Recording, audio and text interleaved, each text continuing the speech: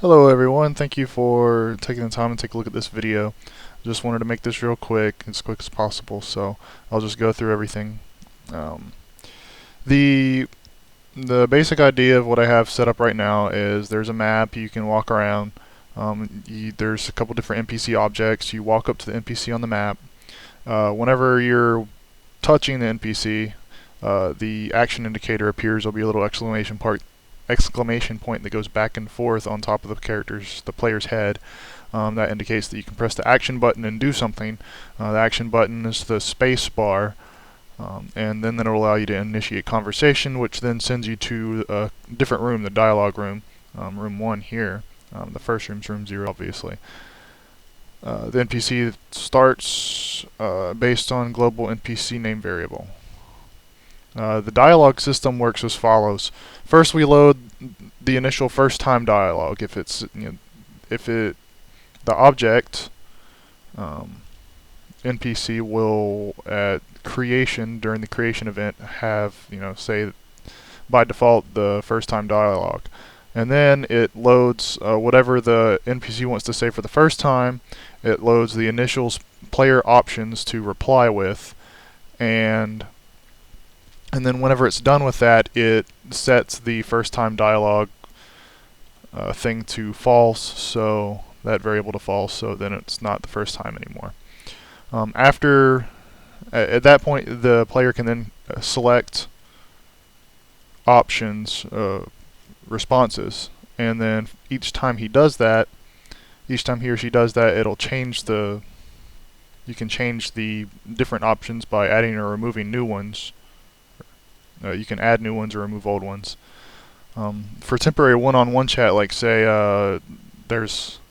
you had a bunch of options, but then you're wanting to talk about something more specific for a short time, and you and the NPC are having back and forth chat about that specific topic, and you don't want all the other things to be there. You can have it so it backs up all of the options beforehand. It does the one-on-one back and forth chat, and then it restores the backed up options after that chat is finished. And then before we exit the NPC chat, it backs up all the dialogue and the options. That way, whenever we return to the NPC, it's still all there. Now let me go ahead and load the game, because it actually works for the most part as long as you're only doing one NPC at a time. So I'll show you how it works, since I just kind of covered it.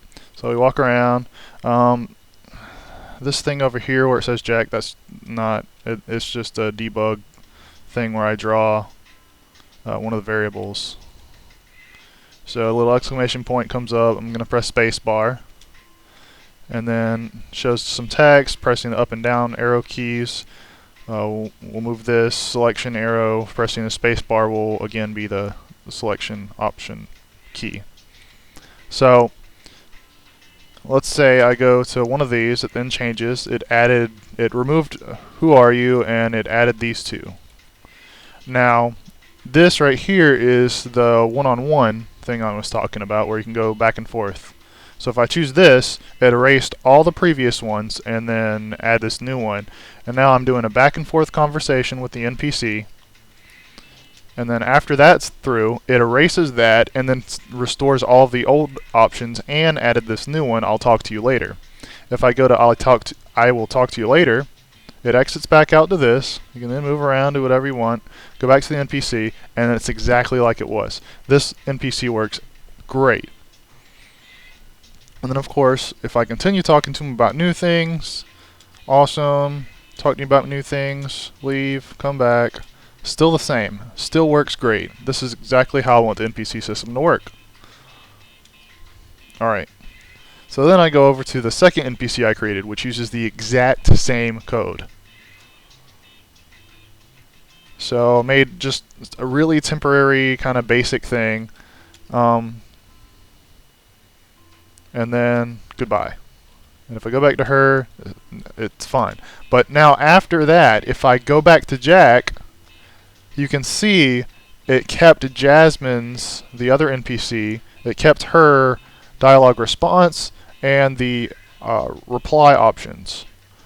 And the way it's set up is now I can't do anything. And I have no idea why it does this, because it doesn't do it with Jack. If you go to Jack and then go to her, it doesn't do that. But if you go to her and then go to Jack, it does it. But then you can go to Jack and then her and then back to him, and it breaks it then too. It's only when you talk to another NPC besides the very first one. It doesn't make any sense to me. So I'll briefly cover this. On here are the player, object debug, which was the thing that had the variable name that was following the player around.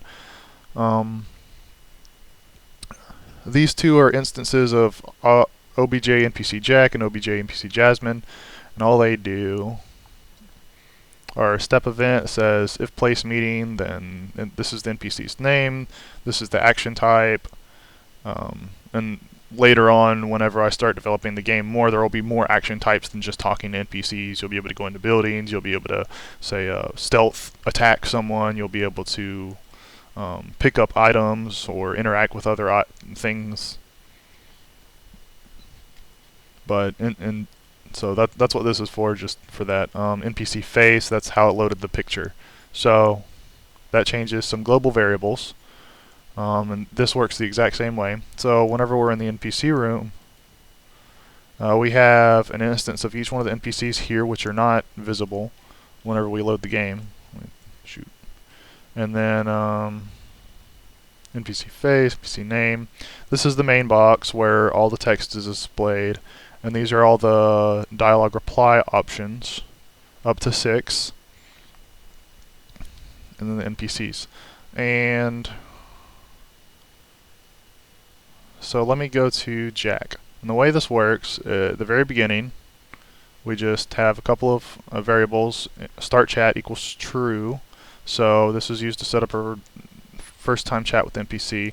Restart NPC equals false. Whenever we're done chatting with the NPC, we set restart NPC to true. That way, whenever we come back, it knows that we previously exited from that NPC. There's a reason for that. It explains it right there in the create event. In the step event, the first thing we have is setting up the initial NPC dialogue and responses if NPC name equals Jack and start chat equals true. So if this is our first time chatting with Jack, and then we'll go ahead and clear out some initial variables. And these are all arrays, obviously. We change the main box to equal the first thing we want the NPC to say, and then I have a few scripts for adding responses, removing responses, and backing up responses, restoring responses, and those are right over here, NPC dialogue scripts. Add response, back up response, remove response all if I just want to clear them all, and then restore response for backed up stuff. So response to add equals who are you, script execute add response, and then of course it'll add that. And then once we're done adding all the different responses we want to add, we set start chat to equal false, so it doesn't do this again next time we try and load that NPC. And then we go ahead and back them up. And then if restart NPC equals true, but in this case it won't, since it's the first time talking to the NPC and it's false by default. And then from this point on, everything else is a reaction to player response choices. So each one of the response choices, if the option we selected was who are you, which was one of these response to add items, then we change the main box's text to this, and we remove who are you as one of the responses, and we add these two options. So it just goes through all the different options. And then, why am I here? What happened to me? This is where we do the back and forth one-on-one. And then, as you can see right here, script execute, remove response, back up all the responses, remove all the responses, and then add that one response. And then we do the back and forth thing, back and forth, back and forth, back and forth. And then once I do the you got a deal, we then change the text of the main box, the NPC what the NPC would be saying to us, and then we restore all the previous responses. And then add an I'll talk to you later, which then allows us to exit out of the room if we choose that from here. Do that, back up the responses, restart NPC equals true, and then we go back to the original room. Pretty straightforward, I would think. And Jasmine is the exact same way. I actually copied over, I made Jack first and then copied over the code. So it makes no sense why she acts differently. And she is the exact same way. Start chat equals true. Set up the initial things. Hi, my name is Jasmine. Nice to meet you for the main text. Add the responses. The only thing I can think of that's any different is I have a goodbye option from the beginning. So right from the beginning, before you do anything else, you have the option to exit out. But even if you choose the nice to meet you first and then exit out, it doesn't change anything. So that doesn't really make any sense to me. I'll briefly cover the scripts. The script add response finds the first empty response area and then adds it. The backup response script just backs up all the different stuff to a backup array. Remove response. First it finds what response we're wanting to remove, then it removes it, and then everything from that point on shifts everything below it up. That way we're not having an empty space. It's just for make everything look a little bit nicer. Remove response all does exactly what it sounds like.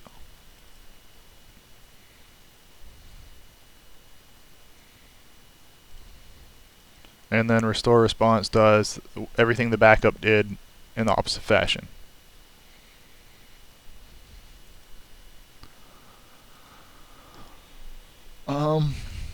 There's not really much more to go into. There's a little bit of where are we at? I'm looking for, oh yeah, the selection arrow. Selection arrow has a little bit of code in it. And this, depending on the location of the arrow, depends on what the selection variable equals. And then if we press down, we don't want it to go to a blank option, and we don't want it to go below the 6 option. And so that's just all this code is. Up doesn't want it to go past the first option, so that's all that code is. And then of course the action button is space. So if we press space, we play a little click sound. We reset the location of the selection arrow back to the first spot, and then we set the selected variable that's located in the controller object, and that's the only thing that's in that controller object, and we make it equal to the text of that response. So I feel like all this is really straightforward. It doesn't make any sense to me why it's not really working. So I'll just copy this code into the forum and let you guys kind of take a look over it. And of course there's, as mentioned, a small reward for whoever can help me out. Thank you for watching.